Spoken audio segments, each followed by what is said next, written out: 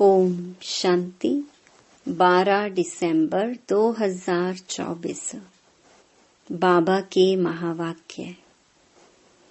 मीठे बच्चे, यह पढ़ाई जो बाप पढ़ाते हैं, इसमें अथाह कमाई है। इसलिए पढ़ाई अच्छी रीति पढ़ते रहो। लिंक कभी न टूटे।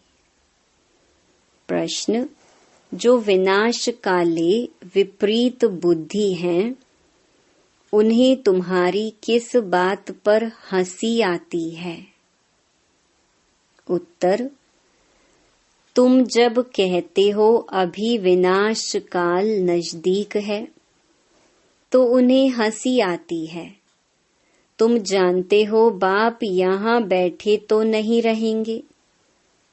बाप की ड्यूटी है पावन बनाना। जब पावन बन जाएंगे तो यह पुरानी दुनिया विनाश होगी, नई आएगी। यह लड़ाई है ही विनाश के लिए। तुम देवता बनते हो तो इस कलयुगी छीछी सृष्टि पर आ नहीं सकते। ओम शांति। रूहानी बाप बैठ रूहानी बच्चों को समझाते हैं। बच्चे समझते हैं हम बहुत बेसमझ बन गए थे। माया रावण ने बेसमझ बना दिया था। यह भी बच्चे समझते हैं कि बाप को जरूर आना ही है, जबकि नई सृष्टि स्थापन होनी है।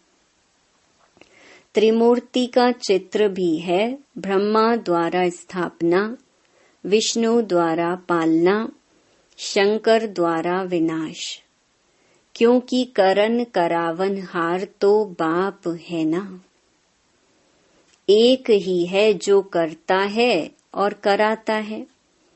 पहले किसका नाम आएगा? जो करता है, फिर जिस द्वारा कराते हैं।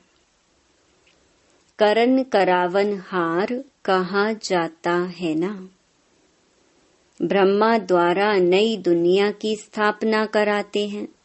यह भी बच्चे जानते हैं हमारी जो नई दुनिया है, जो हम स्थापन कर रहे हैं, इसका नाम ही है देवी देवताओं की दुनिया। सतयुग में ही देवी देवता होते हैं। किसी और को देवी देवता नहीं कहा जाता। वहाँ मनुष्य होते नहीं। है ही एक देवी देवता धर्म, दूसरा कोई धर्म ही नहीं। अभी तुम बच्चे स्मृति में आए हो कि बरोबर हम देवी देवता थे। निशानियां भी हैं। इस्लामी, बौद्धि, क्रिश्चियन आदि सबकी अपनी अपनी निशानी है। हमारा जब राज्य था तो और कोई नहीं था। अभी फिर और सभी धर्म हैं। हमारा देवता धर्म है नहीं। गीता में अक्षर बड़े अच्छे अच्छे हैं, परंतु कोई समझ नहीं सकते। बाप कहते हैं विनाश काले विपरीत बुद्धि और विनाश काले प्रीत बुद्धि। विनाश तो इस समय ही होना है। बाप आते भी हैं संगम युग पर, जबकि चेंज होती है। बाप तुम बच्चों को बदले में सब कुछ नया देते हैं। वह सोनार भी है, धोबी भी है, बड़ा व्यापारी भी है। बिरला ही कोई बाप से व्यापार करे। इस व्यापार में तो अथाह फायदा है। पढ़ाई में फायदा बहुत होता है। महिमा भी की जाती है कि पढ़ाई कमाई है। वह भी जन्म जन्मांतर के लिए कमाई है। तो ऐसी पढ़ाई अच्छी रीति पढ़नी चाहिए ना। और पढ़ाता भी बहुत सहज हूँ। सिर्फ 1 हफ्ता समझकर फिर भल कहाँ भी चले जाओ, तुम्हारे पास पढ़ाई आती रहेगी, अर्थात मुरली मिलती रहेगी, तो फिर कभी लिंक नहीं टूटेगी। यह है आत्माओं की परमात्मा के साथ लिंक। गीता में भी यह अक्षर है, विनाश काले विपरीत बुद्धि विनश्यन्ति, प्रीत बुद्धि विजयन्ति। तुम जानते हो इस समय मनुष्य 1-2 को काटते मारते रहते हैं। इन जैसा क्रोध व विकार और कोई में होता नहीं। यह भी गायन है कि द्रौपदी ने पुकारा। बाप ने समझाया है, तुम सब द्रौपदियां हो। भगवानुवाच, बाप कहते हैं, बच्चे अब विकार में नहीं जाओ। मैं तुमको स्वर्ग में ले चलता हूँ, सिर्फ तुम मुझ बाप को याद करो। अब विनाश काल है ना, किसकी भी सुनते नहीं, लड़ते ही रहते हैं। कितना उनको कहते हैं शांत रहो, परंतु शांत रहते नहीं। अपने बच्चों आदि से बिछुड़कर लड़ाई के मैदान में जाते हैं। कितने मनुष्य मरते ही रहते हैं। मनुष्य की कोई वैल्यू नहीं। अगर वैल्यू है, महिमा है, तो इन देवी देवताओं की। अभी तुम यह बनने का पुरुषार्थ कर रहे हो। तुम्हारी महिमा वास्तव में इन देवताओं से भी जास्ती है। तुमको अभी बाप पढ़ा रहे हैं, कितनी ऊंच पढ़ाई है। पढ़ने वाले बहुत जन्मों के अंत में बिल्कुल ही तमो प्रधान हैं। मैं तो सदैव सतो प्रधान ही हूँ। बाप कहते हैं, मैं तुम बच्चों का ओबीडिएंट सर्वेंट बनकर आया हूँ। विचार करो, हम कितने छी बन गए हैं। बाप ही हमको वाह वाह बनाते हैं। भगवान बैठ मनुष्यों को पढ़ाकर कितना ऊंच बनाते हैं। बाप खुद कहते हैं, मैं बहुत जन्मों के अंत में तुम सबको तमो प्रधान से सतो प्रधान बनाने आया हूँ। अभी तुमको पढ़ा रहा हूँ। बाप कहते हैं, मैंने तुमको स्वर्गवासी बनाया, फिर तुम नरकवासी कैसे बने, किसने बनाया?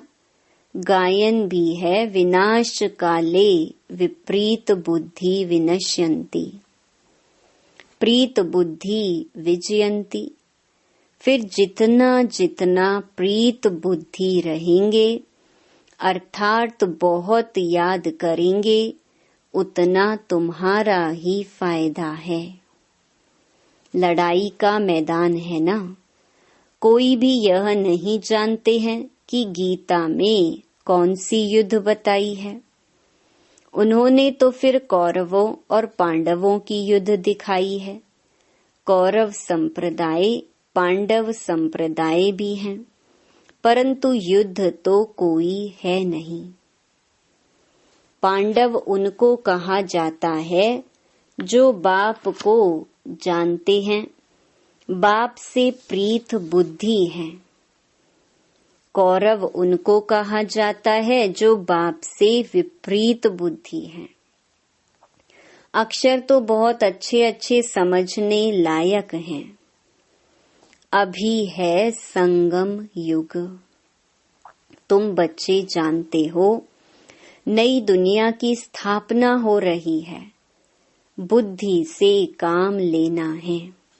अभी दुनिया कितनी बड़ी है, सतयुग में कितने थोड़े मनुष्य होंगे, छोटा झाड़ होगा ना।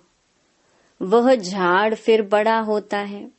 मनुष्य सृष्टि रूपी यह उल्टा झाड़ कैसे है, यह भी कोई समझते नहीं है। इनको कल्प वृक्ष भी कहा जाता है। वृक्ष का नॉलेज भी चाहिए ना। और वृक्षों का नॉलेज तो बहुत बहुत इजी है, झट बता देंगे। इस वृक्ष का नॉलेज भी ऐसा इजी है, परंतु यह है ह्यूमन वृक्ष। मनुष्यों को अपने वृक्ष का पता ही नहीं पड़ता है। कहते भी हैं गॉड इज क्रिएटर, तो जरूर चैतन्य है ना। बाप सत्य है, चैतन्य है, ज्ञान का सागर है। उनमें कौन सा ज्ञान है, यह भी कोई नहीं समझते हैं। बाप ही बीज रूप चैतन्य है, उनसे ही सारी रचना होती है। तो बाप बैठ समझाते हैं, मनुष्यों को अपने झाड़ का पता नहीं है। और झाड़ों को तो अच्छी रीति जानते हैं।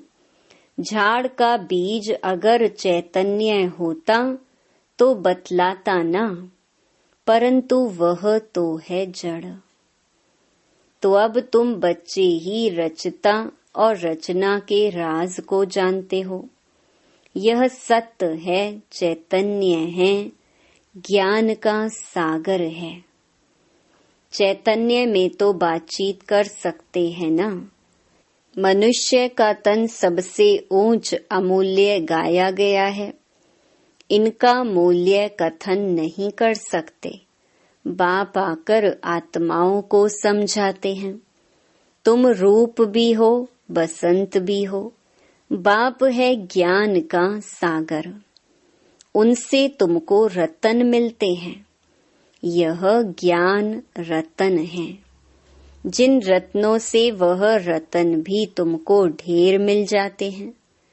लक्ष्मी नारायण के पास देखो कितने रतन हैं। हीरे जवाहरों के महलों में रहते हैं। नाम ही है स्वर्ग, जिसके तुम मालिक बनने वाले हो। कोई गरीब को अचानक बड़ी लॉटरी मिलती है तो पागल हो जाते हैं ना। बाप भी कहते हैं तुमको विश्व की बादशाही मिलती है तो माया कितना अपोजिशन करती है। तुमको आगे चल पता पड़ेगा कि माया कितने अच्छे अच्छे बच्चों को भी हप कर लेती है, एकदम खा लेती है। तुमने सर्प को देखा है मेंढक को कैसे पकड़ता है, जैसे गज को ग्राहा हप करते हैं। सर्प मेंढक को एकदम सारे का सारा हप कर लेता है। माया भी ऐसी है, बच्चों को जीते जी पकड़कर एकदम खत्म कर देती है, जो फिर कभी बाप का नाम भी नहीं लेते हैं। योग बल की ताकत तुम्हारे में बहुत कम है। सारा मदार योग बल पर है। जैसे सर्प मेढक को हप करता है, तुम बच्चे भी सारी बादशाही को हप करते हो। सारे विश्व की बादशाही तुम सेकंड में ले लेंगे। बाप कितना सहज युक्ति बताते हैं, कोई हथियार आदि नहीं। बाप ज्ञान योग के अस्त्र शस्त्र देते हैं, उन्होंने फिर स्थूल हथियार आदि दे दिए हैं। तुम बच्चे इस समय कहते हो हम क्या से क्या बन गए थे। जो चाहे सो कहो, हम ऐसे थे जरूर। भल थे तो मनुष्य ही, परंतु गुण और अवगुण तो होते हैं ना। देवताओं में दैवी गुण हैं, इसलिए उन्हों की महिमा गाते हैं। आप सर्व गुण संपन्न, हम निर्गुण हारे में कोई गुण नहीं। इस समय सारी दुनिया ही निर्गुण है, अर्थात एक भी देवताई गुण नहीं है। बाप जो गुण सिखलाने वाला है उनको ही नहीं जानते, इसलिए कहा जाता विनाश काले विपरीत बुद्धि। अब विनाश तो होना ही है संगम युग पर, जबकि पुरानी दुनिया विनाश होती है और नई दुनिया स्थापन होती है। इनको कहा जाता है विनाश काल। यह है अंतिम विनाश, फिर आधा कल्प कोई लड़ाई आदि होती ही नहीं। मनुष्यों को कुछ भी पता नहीं है, विनाश काले विपरीत बुद्धि है, तो जरूर पुरानी दुनिया का विनाश होगा ना। इस पुरानी दुनिया में कितनी आपदाएं हैं, मरते ही रहते हैं। बाप इस समय की हालत बतलाते हैं। फर्क तो बहुत है ना। आज भारत का यह हाल है, कल भारत क्या होगा। आज यह है, कल तुम कहाँ होंगे। तुम जानते हो पहले नई दुनिया कितनी छोटी थी। वहां तो महलों में कितने हीरे जवाहर आदि होते हैं। भक्ति मार्ग में भी तुम्हारा मंदिर कोई कम थोड़े ही होता है। सिर्फ कोई एक सोमनाथ का मंदिर थोड़े ही होगा। एक कोई बनाएगा तो उनको देख और भी बनाएंगे। एक सोमनाथ मंदिर से ही कितना लूटा है। फिर बैठ अपना यादगार बनाया है तो दीवारों में पत्थर आदि लगाते हैं। इन पत्थरों की क्या वैल्यू होगी। इतने छोटे से हीरे का भी कितना दाम है। बाबा जौहरी था, एक रत्ती का हीरा होता था 90 रुपया रत्ती। अभी तो उसकी कीमत हजारों रुपया है, मिलते भी नहीं। बहुत वैल्यू बढ़ गई है। इस समय विलायत आदि तरफ धन बहुत है, परंतु सतयुग के आगे यह कुछ भी नहीं है। अब बाप कहते हैं विनाश काले विपरीत बुद्धि है। तुम कहते हो विनाश समीप है तो मनुष्य हंसते हैं।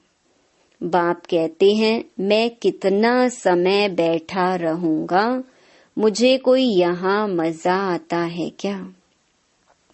मैं तो न सुखी न दुखी होता हूँ। मेरे ऊपर ड्यूटी है पावन बनाने की। तुम यह थे, अब यह बन गए हो, फिर तुमको ऐसा ऊंच बनाता हूँ। तुम जानते हो हम फिर वह बनने वाले हैं। अब तुमको यह समझ आई है, हम इस दैवी घराने के भांति थे। राजाई थी, फिर ऐसे अपनी राजाई गंवाई, फिर और आने लगे। अब यह चक्कर पूरा होता है। अभी तुम समझते हो लाखों वर्ष की तो बात ही नहीं है। यह लड़ाई है ही विनाश की। उस तरफ तो बहुत आराम से मरेंगे, कोई तकलीफ नहीं होगी। हॉस्पिटल्स आदि ही नहीं होंगे।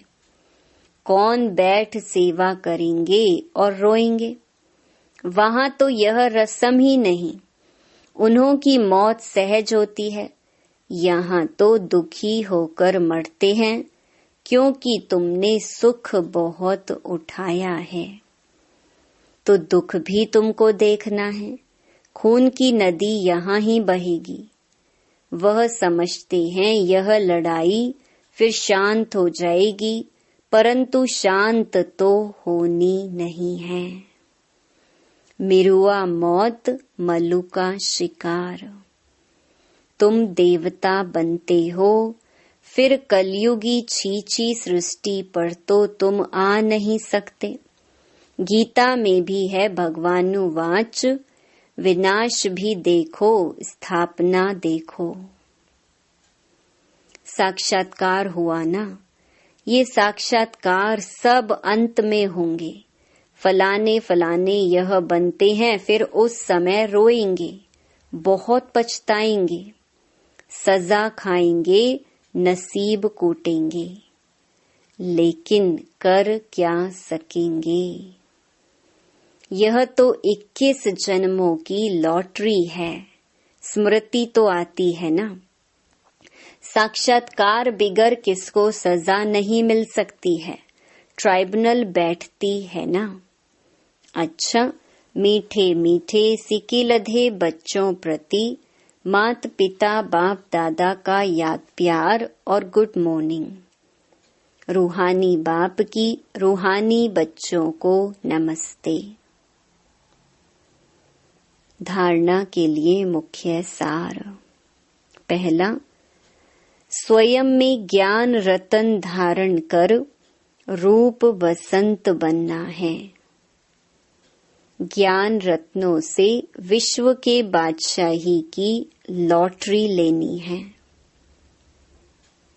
दूसरा, इस विनाश काल में बाप से प्रीत रख, एक की ही याद में रहना है। ऐसा कोई कर्म नहीं करना है जो अंत समय में पछताना पड़े या नसीब कूटना पड़े। वरदान, सदा स्नेही बन, उड़ती कला का वरदान प्राप्त करने वाले, निश्चित विजयी निश्चिंत भव। स्नेही बच्चों को बाप दादा द्वारा उड़ती कला का वरदान मिल जाता है।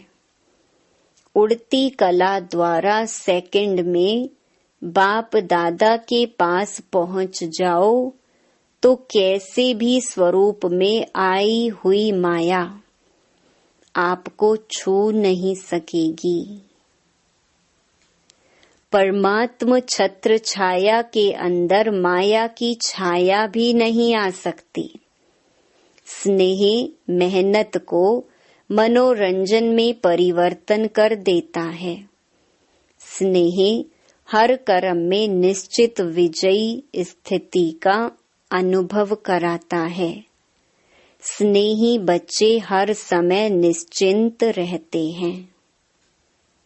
स्लोगन, नथिंग न्यू की स्मृति से सदा अचल रहो तो खुशी में नाचते रहेंगे। ओम शांति।